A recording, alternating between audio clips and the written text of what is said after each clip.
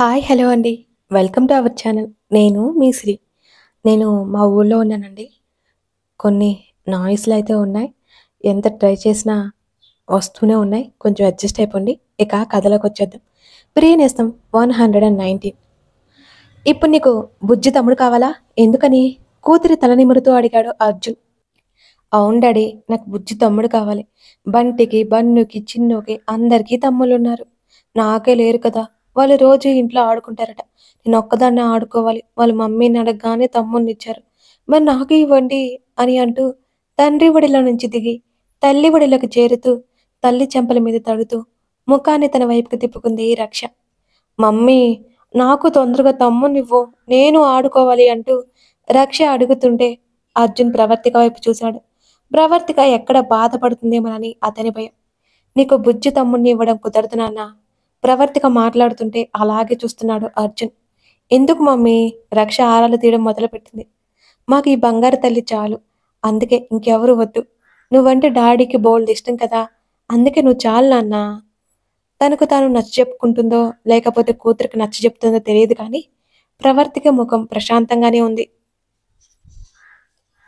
రక్ష అర్థం కానట్టు అయోమయంగా ముఖం పెట్టింది తల్లి వైపు చూస్తూ. అయితే నాకు తమ్ముడు రాడా? అని అడుగుతున్న రక్ష ముఖం వాడిపోయింది. కూతుర్ని ఒడిలోకి తీసుకుని లోతత్తయ్యకి చిట్టి బాబు పుడతాడు. అప్పుడు ఆడుకుందాం. సరేనా? అని అర్జున్ అన్నాడు. లోతత్త బాబు మన ఇంట్లోనే ఉంటాడా డాడీ? కళ్ళు పెద్దవి చేసి ఆశ్చర్యంగా ముఖం పెట్టి అడిగింది. ఇప్పుడు సమాధానం చెప్పండి అన్నట్టు చూసింది ప్రవర్తిక అర్జున్ వైపు. ఉండడు కన్నా మనం సండే సండే వెళ్ళి చూసి వద్దాం. హాలిడేస్ వస్తే నువ్వు బాబుతో వెళ్ళి ఆడుకోవచ్చు. సరేనా? అని అడిగాడు అర్జున్. మరి మన బాబు ఎప్పుడొస్తాడు? మళ్ళీ రక్ష మొదటికొచ్చింది. నువ్వు పెద్దయ్యాక వస్తాడు. చేతిని పైకెత్తి చూపిస్తూ ఇంత పెద్దయ్యాక డాడీ అని అడిగింది రక్ష. అర్జున్ అవునన్నట్టు తల ఊపాడు. వావ్! అయితే నేను త్వరగా పెద్దయిపోతాగా అంటూ చేత్తో చప్పట్లు కొట్టింది రక్ష. ఇద్దరి చూపులు రక్ష మీదనే ఉన్నాయి. చిట్టి రాక్షసి మల్లిక పిన్ని ఎక్కడుంది? కూతుర్ని ముద్దు చేస్తూ అడిగింది ప్రవర్తిక. నేను రాక్షసి కాదు ప్రిన్సెస్. తల్లి వైపు కోపంగా చూస్తూ అన్నది రక్ష. ఏదోట్లేవే చెప్పు అని అడిగింది ప్రవర్తిక మరోసారి టాపిక్ డైవర్ట్ చేయడానికి అన్నట్టు ప్రయత్నం చేస్తూ. రక్ష ఆలోచిస్తున్నట్టు చెంప మీద వేలితో తట్టుకుని పైకి చూపిస్తూ పిన్ని లూమ్‌లో ఉంది అని చెప్పింది గుర్తుకొచ్చినట్లుగా. ఇప్పటి వరకు పిన్నితో ఆడుకున్నావా? కూతురి బుగ్గలు పునుగుతూ అడిగింది ప్రవర్తిక. ఓ ఇన్నాట్లాడుకున్నా అంటూ రెండు చేతులు బార్లా చాపింది. ప్రవర్తిక నవ్వింది రక్ష సైగలు చూసి. సరే ఇక పిన్నిని డిస్టర్బ్ చేయకూడదు. ఇప్పటి వరకు నీతో అడిగింది కదా! రేపు మళ్ళీ నీతో ఆడుతుంది. హోంవర్క్ చేస్తాను పదా! ప్రవర్తిక ఆ మాట ఎత్తగానే తండ్రి ఒడిలోకి దూకింది రక్ష ఎంతో వేగంగా. మొదలుపెట్టింది బాబు దీని వేషాలు అని ప్రవర్తిక నిట్టూర్చింది. బంగారం, ఇదిగో అమ్మమ్మ కాల్ చేసింది. మాట్లాడతావా? అని అడిగాడు అర్జున్. రక్ష సంతోషంగా తలాడించింది. వసుంధరకి కాల్ చేశాడు అర్జున్. ఎవరికైనా ఫోన్ మాట్లాడాలంటే రక్షకు భలే ఇంట్రెస్ట్. ఆ ఫోన్ లాక్కుని తన బెడ్ మీదకి వెళ్ళి కూర్చుంది రక్ష. వసుంధర మాటలు, రక్ష మాటలు వినబడుతూనే ఉన్నాయి వాళ్ళిద్దరికీ. ప్రవర్తిక చేతిని అందుకున్నాడు అర్జున్. కళ్ళు తిప్పి అతని వైపు చూసింది ప్రవర్తిక. సారీ. చప్పున అతని నోటి మీద తన చెయ్యి అడ్డుపెట్టింది. ఆ మాట వచ్చిన మరుక్షణం. మీరు నాకెప్పుడు ఇలా చెప్పకూడదని చెప్పానా? లేదా మీరలా చెప్పి ఏడిపించొద్దు నన్ను. ప్రవర్తిక ఏడుపు ఆపుకుంటూ చెప్పింది. మళ్ళీ ఆమె కొనసాగిస్తూ అయినా మన రక్ష ఉందిగా. ఇంకేంటి చెప్పండి. మన రక్ష చాలు మనకి. నాకు మరో బిడ్డ అనే ఆలోచనే లేదు. మీరు దిగులు పడి నన్ను దిగులు పెట్టొద్దు. మీరేం తప్పు చేయలేదు. నా ఆరోగ్యం గురించి కదా మీరు ఇలా చేశారు అని అంటూ అతని నోటి నుంచి చేతులు రెండు తీసి రెండు చేతుల్లో ముఖం దాచుకుంది. ఫోన్ మాట్లాడి జాగ్రత్తగా పట్టుకుని తీసుకొస్తున్న రక్ష తల్లి ఏడుపు గొంతు వినిపించగానే అక్కడే ఆగిపోయింది. పాపం బుజ్జిదానికి ఏమీ అర్థం కాలేదు. తను బాబు గురించి అడిగేసరికి మమ్మీ ఏడుస్తుందా అనిపించింది. అర్జున్ లేచి ప్రవర్తికని దగ్గరికి తీసుకున్నాడు. రక్ష అవన్నీ చూస్తూనే ఉంది. నాకేం బాధలేదు. నా రక్ష ఉంది చాలు. కాకపోతే దాని కోరిక తీర్చలేదని అసంతృప్తి ఉండిపోయింది. అంతేనండి. ఇంకేం లేదు.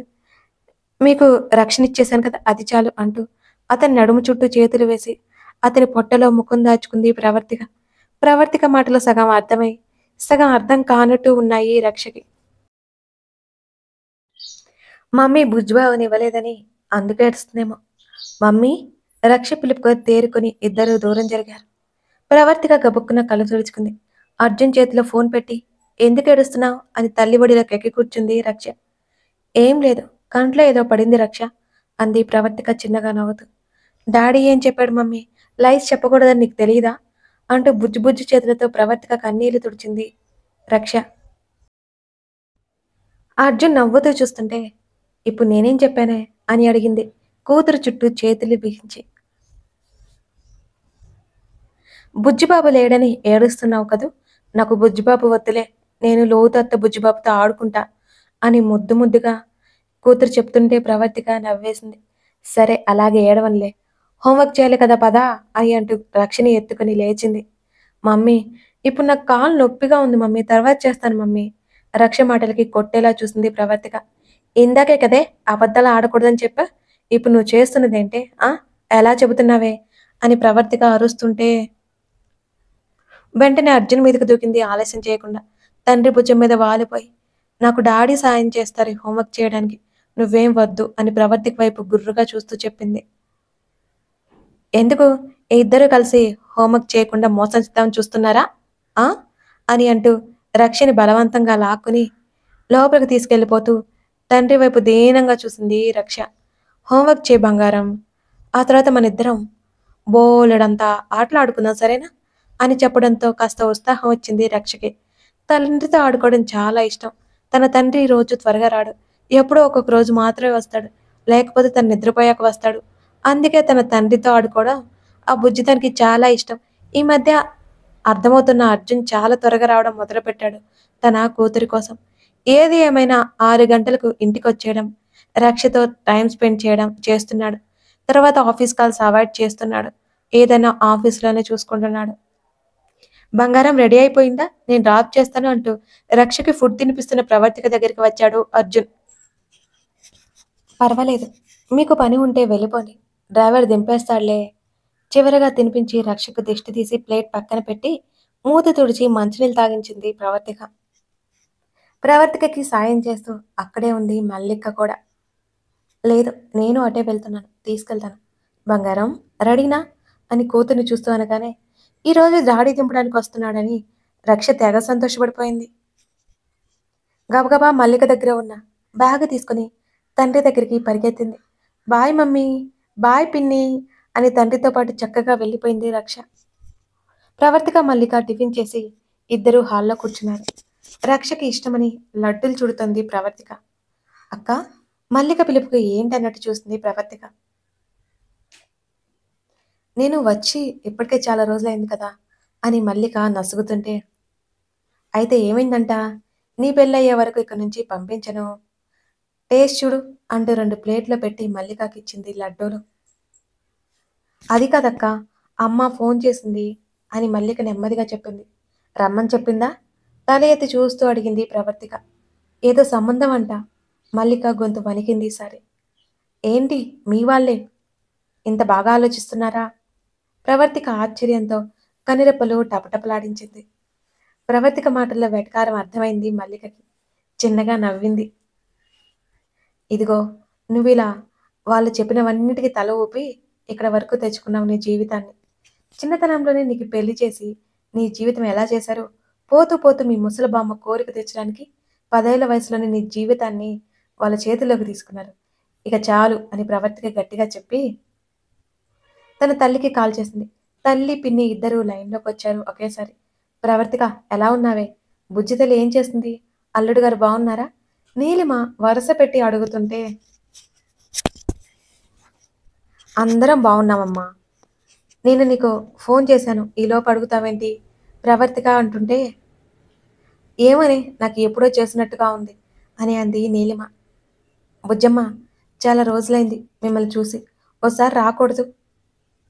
వెంటనే కామాక్షి ఫోన్ తీసుకుంది. ఇప్పుడు రక్ష స్కూల్లో జాయిన్ చేయం పిన్ని, అది మామూలుగానే మాట విందు, ఇక స్కూల్కి సెలవులు ఇప్పించారంటే అంతే సంగతి. మరి వీలు చూసుకుని రండి మీరే. చిన్నాన్న ఏం చేస్తున్నారు అని అడిగింది. పొలానికి వెళ్ళారే అని చెప్పారు వాళ్ళు. మళ్ళీ ఎలా ఉంది, అక్కడంతా బాగుందా, ఉండబుద్ధి అవుతుందంట అని నీలిమ అడగగానే ఆ! బావుంది. ఈ వారం రండి మీరు అని ప్రవర్తిక చెబుతుంటే, నీ మరదలు ఎలాగో తొమ్మిదో నెల కదే!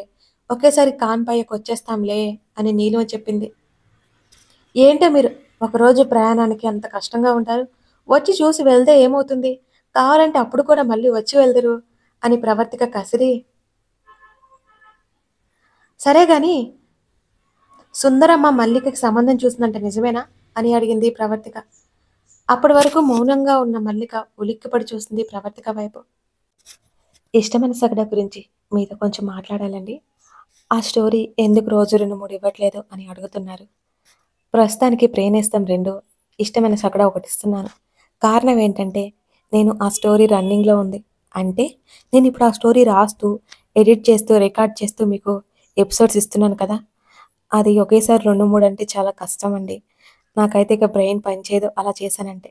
అప్పటికి టైం సెట్ చేసుకొని, మీకు ఎలాంటి లోటు రాకుండా మాక్సిమం ట్రై చేస్తున్నానండి.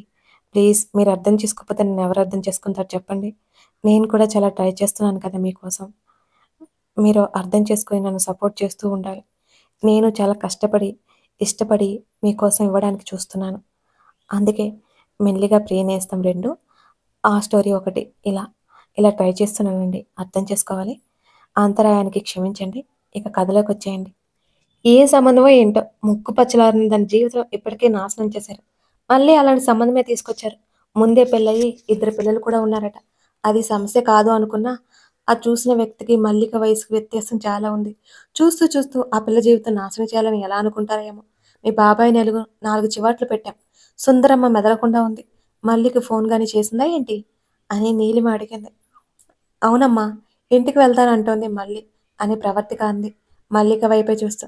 మల్లికి ఫోనివ్వే అని నీలిమ చెప్పింది. నీలిమ అంటుంటే నవ్వుతూ ఇచ్చింది ప్రవర్తిక. మళ్ళీ మీ అమ్మ మాటలు నమ్మి పొరపాటున కూడా ఊరికి రావద్దు. అర్థమైందా? మీ అమ్మకి ఏం తెలీదు. మీ నాన్నకి ఇంకేం తెలీదు. పెళ్ళిళ్ళ పేర ఏదో సంబంధం తెచ్చి 4 మాటలు చెప్పగానే నీకు పెళ్లి చేయాలనుకుంటున్నారు వాళ్ళు. మీ అత్తయ్యేమో నా కోడలికి పెళ్లి చేయడానికి వీల్లేదో అని గొడవ.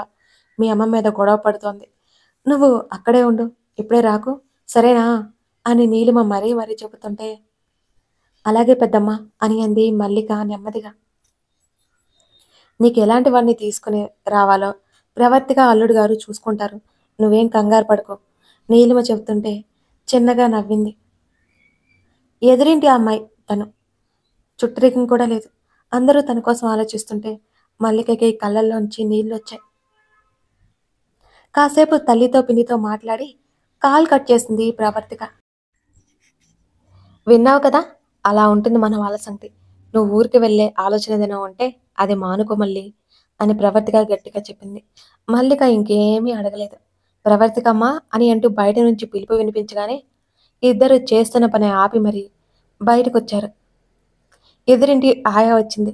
ఏమైందాయా? అని ప్రవర్తిక అడిగింది. హేమంత్ బాబు ఊళ్ళో లేరమ్మా. కుదిరితే ఈవేళ వస్తానని, లేకపోతే 2, 3 రోజులు పడుతుందని చెప్పారు. పాపకి జ్వరంగా ఉంది. మందులిచ్చారు కానీ నాకు కాళ్ళు చేతులు ఆడట్లేదు. డ్రైవర్ కూడా లేడు. సెలవు పెట్టి ఇంటికి పోయాడు.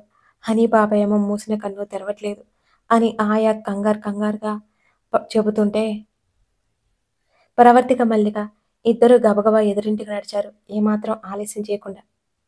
వీళ్ళు వెళ్ళేసరికి హనీ ఒళ్ళు కాలిపోతుంది. ఆయా మందులు వేశావా? అని ప్రవర్తిక అడిగింది. వేశానమ్మా అంటూ ఏదో బాటిల్ చూపించింది ఆయా. ఎంతసేపు అవుతుంది వేసి అని అడిగింది. 3 గంటలయిందమ్మా. అయినా ఇంకొంచెం కూడా ఒళ్ళు చల్లబడలేదు. ముందు తడి క్లాత్ తీసుకొని పాప ఒళ్ళంతా తొడు అని చెప్పి, ఇది కాదు కానీ నేను వెళ్ళి రక్షక వాడే మెడిసిన్ తెస్తాను. మళ్ళీ ఇక్కడే ఉండు అని ప్రవర్తిగా పరుగున వెళ్ళింది. తనతో రోజు ఆడుకుని అల్లరి చేసే హనీ అలా వేలాడిపోవడం చూసి మల్లిక ముఖం పాలిపోయింది.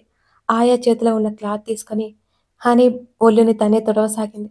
అమ్మా! అమ్మా! అని హనీ కలవరిస్తుంటే హనీ తనని తన ఒడిలో పెట్టుకొని ఎప్పటినుంచి జ్వరంగా ఉంది ఆయా? అని మల్లిక అడిగింది. తెల్లవారేసరికి వణికిపోతోందమ్మా. హేమంత్ బాబు నాకు అప్పచెప్పి వెళ్ళిపోయారు. జ్వరం వచ్చిందని అర్థమై మందు వేశాను. కానీ తగ్గలేదమ్మా. ఇంతకుముందయితే తగ్గిపోయేది. నాకు భయం వేసి పరిగెత్తుకుంటూ మీ దగ్గరకొచ్చాను అని ఆయా కంగారు పడిపోతుంటే, ఏం కాదు. నువ్వేం టెన్షన్ పడకు. ఏమీ తినలేదు కదా? అని అడిగింది మల్లిక. లేదన్నట్టు తలాడించింది ఆయా. జ్వరం తగ్గాక ఏమైనా పెడదాంలే అని మల్లిక చెబుతుండగానే ప్రవర్తిక అక్కడికొచ్చింది. సిరప్ వేసి తడి క్లాత్ హనీ తల మీద, హనీ ఛాతీ మీద వేసింది ప్రవర్తిక. కంగారు పడకాయ, జ్వరం తగ్గిపోతుందిలే. తగ్గకపోతే మా వారికి కాల్ చేసి హాస్పిటల్‌కి తీసుకెళ్దాం. సరేనా? అని ఆయాకి ధైర్యం చెప్పింది ప్రవర్తిక. మరో అరగంట పైనే అక్కడే ఉన్నారు. హనీ ఒళ్ళు చల్లబడ్డం తెలుస్తుండటంతో అందరూ ఊపిరి పీల్చుకున్నారు ఒక్కసారిగా. మల్లికని అక్కడే ఉండమని చెప్పి, నిద్ర లేచిన తర్వాత ఏం పెట్టాలో చెప్పి ఇంటికెళ్ళింది ప్రవర్తిక. భోజనం వండి వాళ్ళ ఇంటికి తీసుకెళ్ళింది. మల్లిక, ఆయని అక్కడే తినమని చెప్పి తనే హనీ దగ్గర కాసేపు ఉంది. జ్వరం తగ్గి నిద్రపోయింది హనీ. వాళ్ళ భోజనం పూర్తవగానే హనీ నెమ్మదిగా కళ్ళు తెరిచింది. హనీ, ప్రవర్తిక పిలవగానే ఆంటీ అంది లోగొంతుకతో. హనీని ఒడిలో కూర్చోబెట్టుకుని, ఏం కాలేదు, కంగారు పడకు. నీకు ఫీవర్ వచ్చింది నాన్న, తగ్గిపోతుంది. ఆకలేస్తుందా? ఏమైనా తింటావా? అని ప్రవర్తిక ముదురుగా అడుగుతుంటే ఇద్దరూ అలాగే చూస్తున్నారు ప్రవర్తిక వంక. కథ కొనసాగుతోంది. మల్లిక జీవితం ఏమవుతుంది? ఎటువంటి మలుపు తిరగబోతుంది? తెలుసుకోవాలంటే తర్వాత పార్ట్స్ కూడా చూడాల్సిందే. కథ నచ్చితే లైక్ చేసి, కామెంట్ చేయడం మర్చిపోకండి ఫ్రెండ్స్. చెప్పాను కదా మా విలేజ్‌లో ఉన్నానని. ఒక మ్యారేజ్ ఉంటే వచ్చానండి. ఇక్కడైతే బోలెడన్ని డిస్టర్బెన్సెస్ ఉన్నాయి. బట్ స్టిల్ నేను రికార్డింగ్ కోసం ట్రై చేస్తూనే ఉన్నాను. కొంచెం అర్థం చేసుకొని అడ్జస్ట్ అయిపోండి. Thank you.